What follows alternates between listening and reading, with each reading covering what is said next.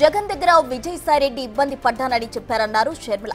వైసీపీలో స్వేచ్ఛ లేదా విజయసాయి తనతో చెప్పారని అన్నారు. దానికి సంబంధించిన బ్రేకింగ్ న్యూస్ ఇప్పుడు మనం చూస్తున్నాం.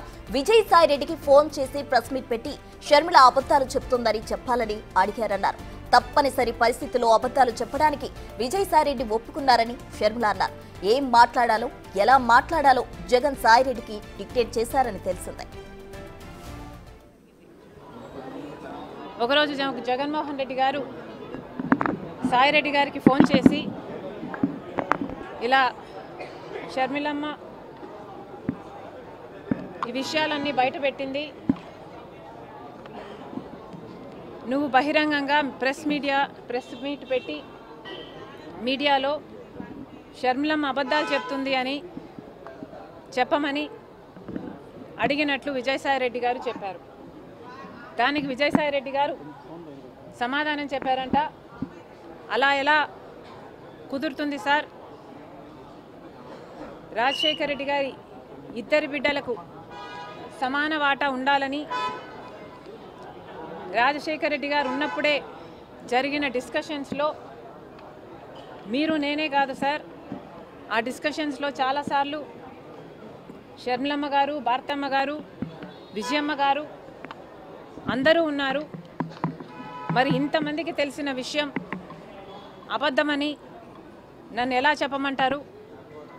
నా వల్ల కాదు, ఈ ఒక్కసారికి ఈ ఒక్క విషయంలో నన్ను వదిలేయండి అని బ్రతిమాలుకున్నారట. దాంతో జగన్మోహన్ రెడ్డి గారు తర్వాత రోజుల్లో అదే విషయాలను సుబ్బారెడ్డి గారి చేత ప్రెస్ మీట్ పెట్టి చెప్పించడం జరిగింది.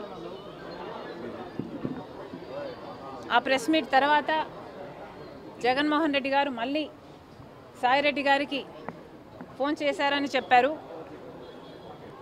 ఆ ఫోన్ కాల్లో మళ్ళీ జగన్మోహన్ రెడ్డి గారు లేదు తప్పదు, ఈ విషయం నువ్వు కూడా చెప్పాల్సి ఉంటుంది కాబట్టి ప్రెస్ మీట్ పెట్టి షర్మిలమ్మ చెప్తున్నది అబద్ధమని చెప్పాలని చెప్తే మళ్ళీ సాయిరెడ్డి గారు సార్ విజయమ్మ గారికి అన్ని విషయాలు తెలుసు, దయచేసి నన్ను బలవంతం పెట్టకండి, నాకు ఈ విషయంలో జోక్యం చేసుకోవడం ఇష్టం లేదు, నన్ను వదిలేయండి అని ఎంత బ్రతిమాలినా జగన్మోహన్ రెడ్డి గారు ఒప్పుకోలేదని చెప్పారు.